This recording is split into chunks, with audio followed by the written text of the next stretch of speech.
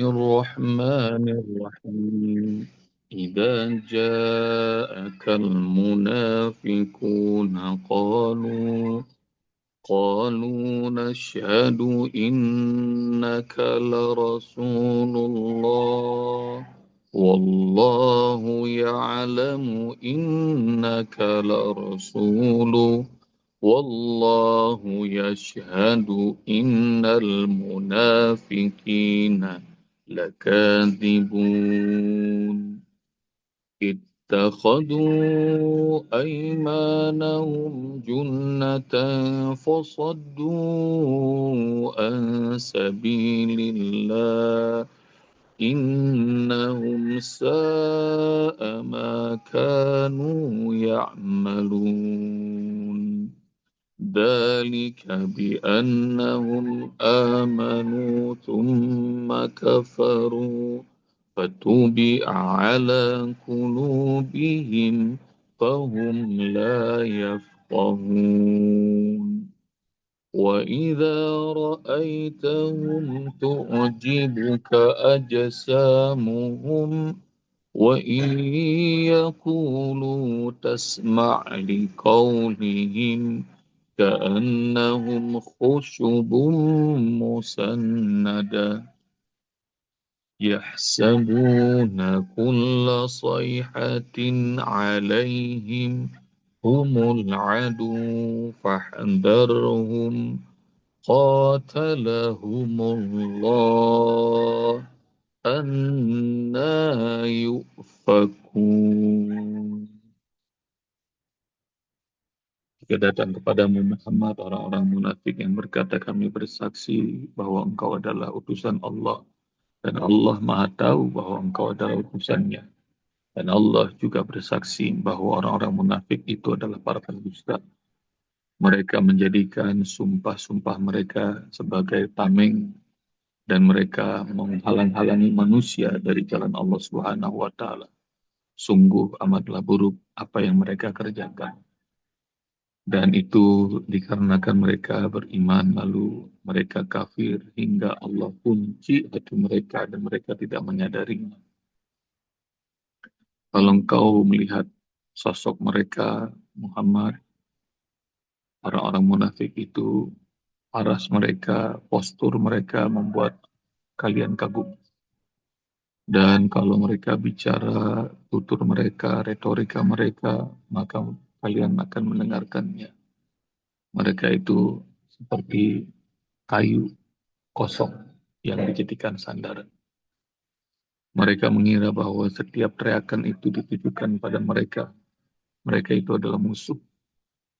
Maka waspadalah, awasilah mereka. Allah akan binasakan mereka. Lalu bagaimana mereka bisa dipalingkan? Ayah bunda, ini ayat 1 sampai 8 surah Al-Munafikun dari 11 ayat. Nah, bicara 8 ayat tentang orang-orang munafik. Sama seperti yang surah Al-Baqarah sudah pernah bilang. Bicara orang kafir 2 ayat aja cukup. Tapi orang munafik di surah Al-Baqarah mulai dari ayat 8 sampai ayat 20. Maknanya 13 ayat. Dan orang munafik ini musuh dalam selimut. Pokoknya ribet. Hingga Allah Subhanahu wa taala kasih tahu dengan detail tentang orang munafik. Karena orang-orang muslim, mukminin itu orang-orang baik. Orang-orang baik itu gampang benar disusuti. Orang-orang baik itu husnuzon kepada sesamanya. Dan nanti ayah bunda bakal melihat bahwa terhadap orang munafik Allah melarang Rasulullah untuk nyolatin, bahkan meminta ampun buat orang munafik yang mati hatta 70 kali. Engkau memintakan ampun, gak bakal Allah ampun. Jadi cari itu ayat. Rasulullah dilarang sama Allah untuk nyolatin orang munafik yang mati. Dan sampai engkau mau istighfar 70 kali pun memintakan ampun buat dia, gak bakal Allah ampun. Kenapa? Karena musuh. Mereka itu musuh. Yahsabuna kulla sayhatin alaihim. Orang munafik, ciri berikutnya yang dikasih tahu sama Allah Subhanahu wa taala, mereka mengira setiap teriakan itu ditujukan pada mereka. Ini makna bahwa orang munafik itu amat pengecut, nyalinya ciut, ya bunda. Kalau ada kepanikan, ada ketakutan, ada turbulen, wah itu paling panik. Duluan, duluan dia kayak orang pengen mati. Kalau orang munafik. Ayah bunda bakal ketemu dalam surat 33, surah Al-Ahzab, ayat sebelum ayat 20. Nanti cari. Allah Subhanahu wa taala bilang, "Asyhadun 'alaikum." Orang munafik tuh kikir banget sama kalian. Jadi kalau orang-orang yang beriman Allah lindungi. Kita udah belajar surat Al-Hasyr kan. "Wa may yuqa shuhha nafsihi fa ulaika humul muflihun." Di ayat 9 surah Al-Hasyr. Siapa yang Allah lindungi dari kekikiran jiwanya, maka itulah orang-orang beruntung. Jadi orang beriman Allah selamatkan dari kekikiran. Tapi orang munafik itu asyihatan alaikum. Mereka tuh amat kikir sama kalian. Nah ini kelanjutan ayatnya menceritakan kenapa mereka amat pengecut, amat penakut. Setiap kalau ada terjadi kepanikan, mereka udah merasa jadi korban, playing victim. Allah bilang di ayat surah Al-Ahzab itu, "Faidza ja'al khaufu." Kalau datang kepanikan, ketakutan, ra'aitahu. Engkau akan lihat orang-orang munafik Muhammad, taduru a'yunuhum. Mata mereka itu kayak terbelalak. Kalladzi yusha alaihi minal maut. Seperti udah sakarat mau mati. Pokoknya soal kepanikan terjadi udah gawat. Enak orang beriman. Orang beriman tuh dolar mau berapa harganya tenang. Orang desa nggak pakai dolar, pokoknya kita tenang. Jadi harga-harga barang naik tenang. Pokoknya orang beriman mah, insya Allah bakal Allah kasih. Semua orang kepanikan, orang beriman dikasih tenang. Nah, yang rame mereka takutan. Kalau datang kepanikan, engkau akan lihat mata mereka terbelalak seperti orang sekarat. Fa'idha dhahabal khawf, kalau kepanikan itu, ketakutan itu sudah lenyap, salakukum, mereka akan mencaci kalian. Bi'alsinatin hidadin, dengan lisan yang tajam.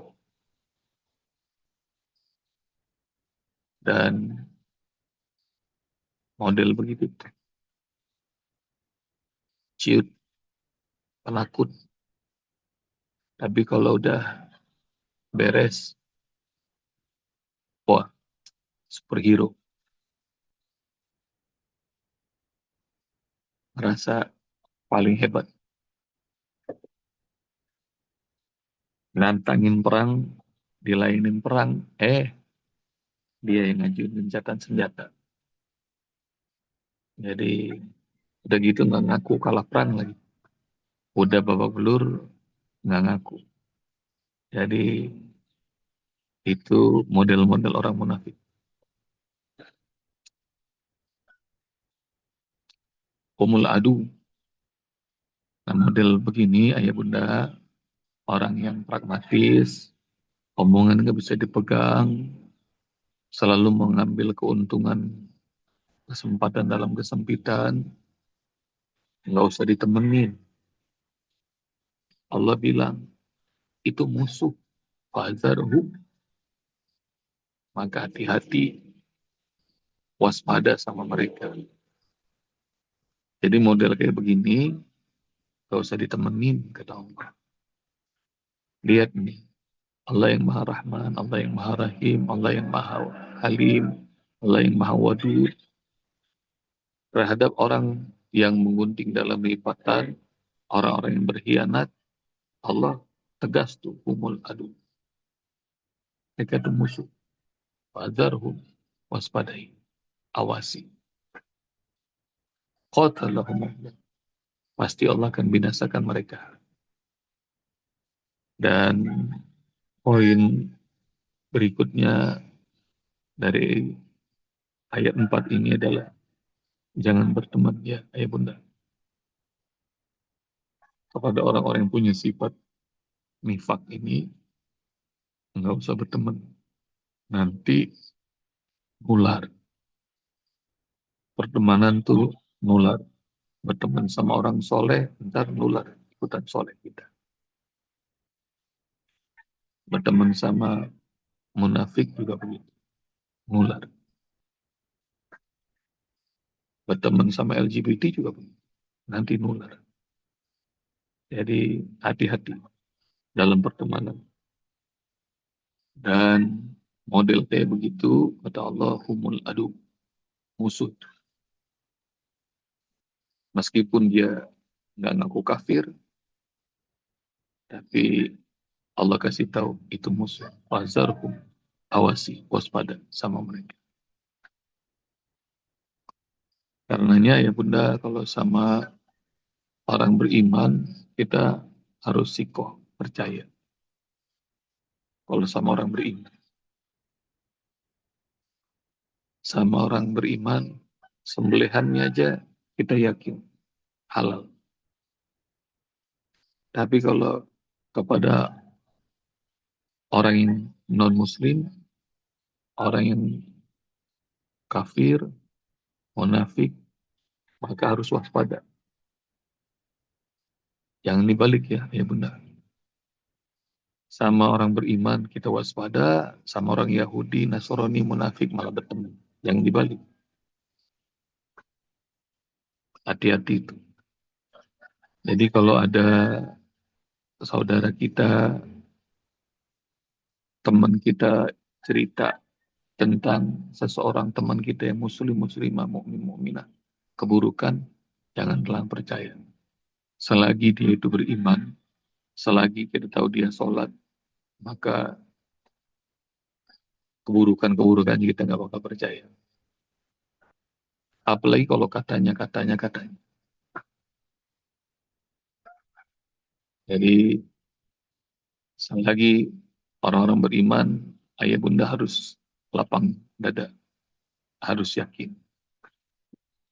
Ingat tuh pelajaran yang Ustaz sampaikan. Nuduh berzina saja, qazaf harus mendatangkan 4 saksi. Kalau nggak bisa datangkan 4 saksi, nggak nggak boleh, nggak boleh. Dan dia akan dapatkan cambuk 80 sampai 100 kali. Orang yang menuduh zina. Kenapa? Karena harga diri seorang muslim itu mahal. Bahkan Rasulullah SAW saat sedang tawaf, dan dicari hadisnya, ayah benar. Rasulullah sedang tawaf, Rasulullah bilang bahwa sungguh engkau adalah rumah Allah. Rasul bilang kepada Ka'bah itu, dan engkau amat dimuliakan Allah. Tapi harga diri seorang muslim lebih mulia dibanding engkau, kata Rasul. Jadi harga diri seorang muslim itu lebih mahal, lebih utama daripada Ka'bah Baitullah. Karenanya kalau sama saudara kita muslim, muslimah, mukmin, mukminah, jangan pernah nuduh. Suuzon pun nggak boleh. Dalam surah Al-Hujurat, inna katsiran minadh-dhanni ism, ya ayyuhalladzina amanu, wahai orang yang beriman, inna katsiran minadh-dhanni ism. Sesungguhnya banyak praduga itu dosa. Jadi ngeduga, suuzon dosa. Inna ba'dadh-dhanni ism. Sebagiannya aja dosa. Maka kalau kepada orang-orang beriman, percaya. Jangan dibalik. Sama orang-orang munafik percaya, sama orang Yahudi, Nasrani percaya. Sama orang beriman nggak percaya. Nah itu jagain hati kita. Karena hati ini gampang banget dibisikin sama setan. Nah ini pelajaran prinsip yang nggak sederhana, nggak gampang. Tapi kalau ayah bunda hatinya lapang buat orang beriman, percaya, itu ciri-ciri ahli surga. Kalau hati kita lapang buat orang beriman, ciri-ciri ahli surga. Mana dalilnya, Sob?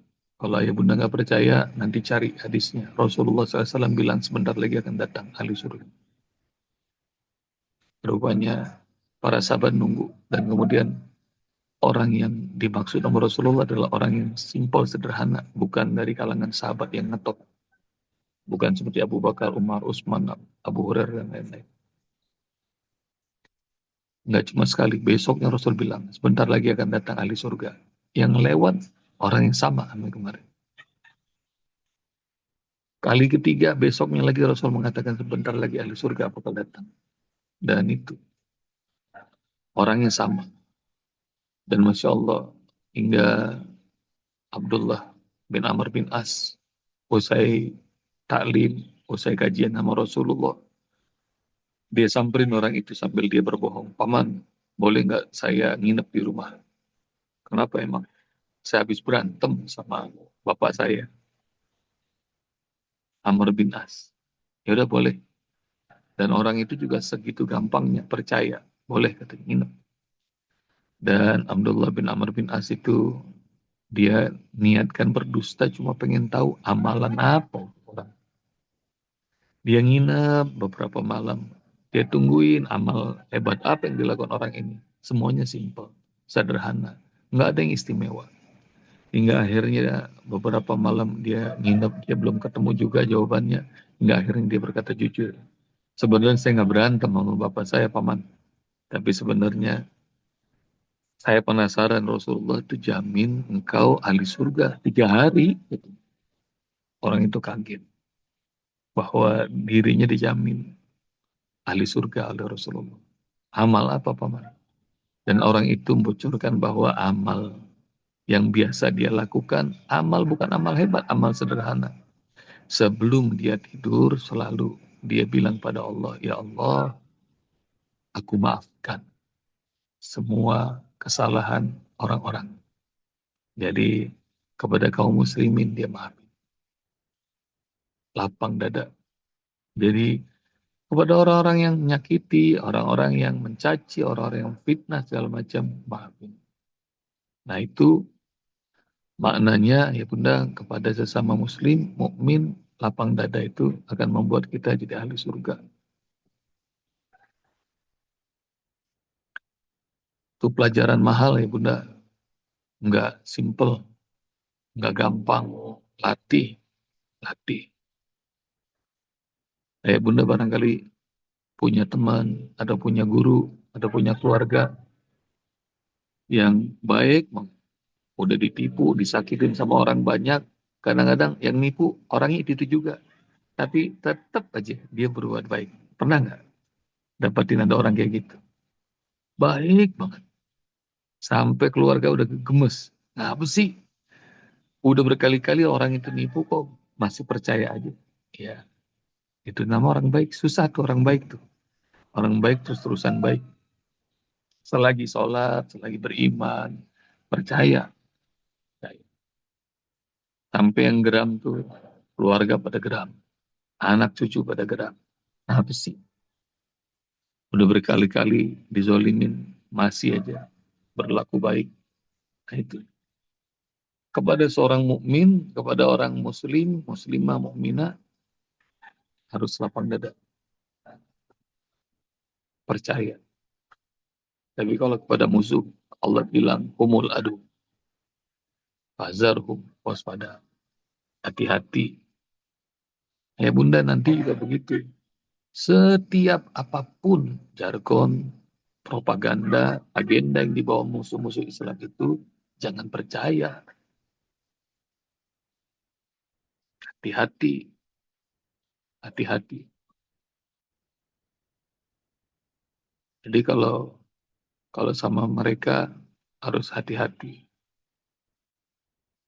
Virus lah, vaksin lah, sistem lah, apapun juga, ekonomi, apapun. Kalau sama musuh, Allah bilang, fahzarhum, hati-hati. Karena contoh, mengikuti sistem mereka aja, uang kita mau ditinggiin, mau direndahin, seenak-enaknya mereka. Bingung kita, se-Indonesia. Dulu harga dolar zamannya Pak Harto lebih rendah. $1 kira-kira 600 rupiah. Kira-kira 0,6 sen rupiah.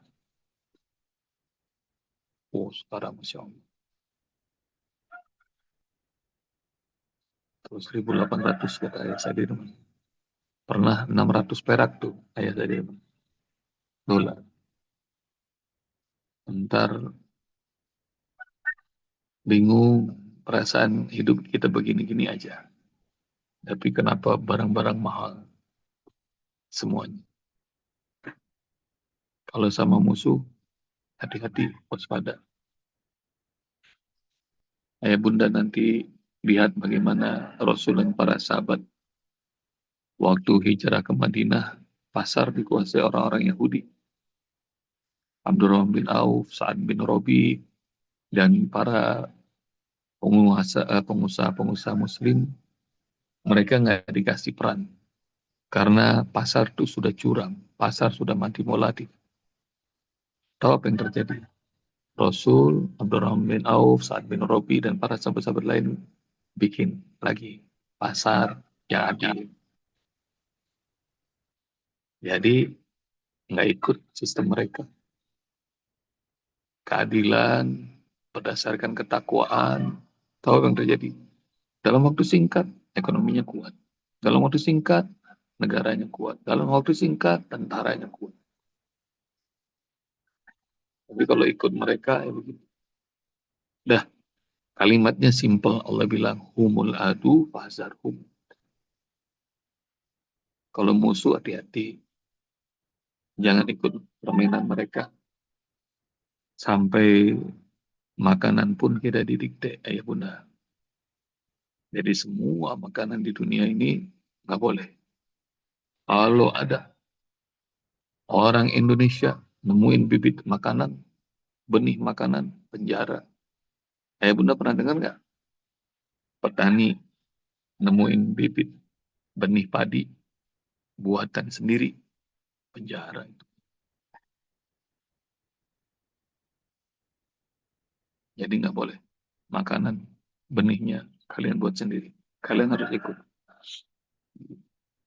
Sama semua hewan-hewan ternak yang dipotong, semuanya harus ikut mereka. Caranya gampang. Ayah bunda, piara sendiri, hewannya ntar potong sendiri. Nah, cocok nggak? Kayak nih Cianjur nih lagi miara ayam, miara kambing, miara semua. Ntar kita potong sendiri. Dan pakannya nggak pakai beli. Karena semuanya juga sudah dikuasai sama mereka. Pelan-pelan. Dan harus percaya sama proses yang Allah Subhanahu wa taala mudahkan. Qatalahumullah an yufakun. Nah ini yang terakhir. Kejahatan itu pasti Allah binasakan. Ya, benar. Sekuat apapun, sehebat apapun, sudah banyak contohnya. Yang hebat-hebat Fir'aun Allah binasakan. Abraha Allah binasakan. Namrud Allah binasakan. Kaumnya Nabi Nuh Allah binasakan. Samud, Ad, Mu'tafikat, semuanya Allah binasakan. Yang hebat-hebat tuh Allah binasakan. Ada satu kepastian yang nggak boleh geser keyakinan kita bahwa yang benar itu pasti menang, yang salah itu pasti kalah. Harus ayah bunda catat dan imani itu. Yang benar itu pasti menang. Yang salah pasti kalah. Kalau kelihatannya ketukar sedikit, itu namanya ujian buat kita. Semua orang kebanyakan di zaman Fir'aun berdiri di belakang Fir'aun. Siapa yang mau bela Musa? Kecuali orang-orang susah, orang miskin, orang yang tidak berdaya. Semua orang pengen di belakangnya Fir'aun. Tapi kalau mereka zalim, mereka salah, pasti kalah. Itu yang kepastian. Qatalahu Allah anna yufakun. Pasti Allah binasakan. Jadi kalau nggak kelar-kelar kezalimannya, pasti Allah binasakan. Semoga Allah Subhanahu wa taala rahmati kita. Allah jauhkan kita dari kemunafikan dan Allah jauhkan kita dari musuh-musuh orang-orang Amin. munafik, orang-orang Yahudi, orang Nasrani yang jahat-jahat yang memusuhi kita. Amin. Dan semoga Allah kuatkan keimanan kita dan keyakinan kita bersama orang-orang beriman yang berjuang di jalan Allah Subhanahu wa taala. Subhanallah wa bihamdika asyhadu an la ilaha illa anta Astagfirullah astaghfiruka wa wa atubu atubu ilaik. ilaik. Jazakumullah. Assalamualaikum warahmatullahi wabarakatuh. Waalaikumsalam Waalaikumsalam warahmatullahi warahmatullahi wabarakatuh. wabarakatuh. Jazakallah Jazakallah khairan. khairan. Jazakallah.